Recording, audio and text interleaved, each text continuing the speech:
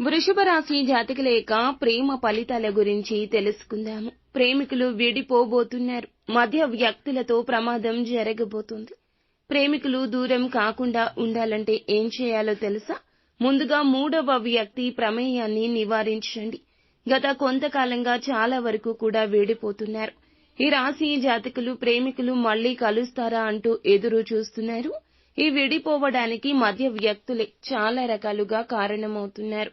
మీ మధ్య ఉన్నటువంటి ప్రేమను, మీరు ప్రేమించుకునే విధానాన్ని చూసి ఓర్వలేక కొంతమంది మధ్య వ్యక్తులు మీ స్నేహితులు, బంధువులు కావచ్చు, మీరు ప్రేమించే వారి దగ్గర మీ గురించి చెడుగా కలహములు రేపుతున్నారు.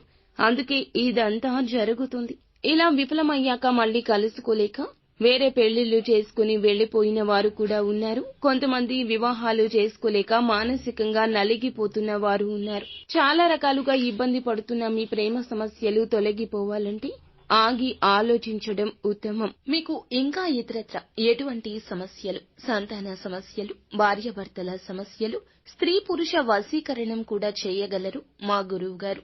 3 రోజుల్లో పరిష్కారం లభించును. నమ్మకంతో సంప్రదించండి.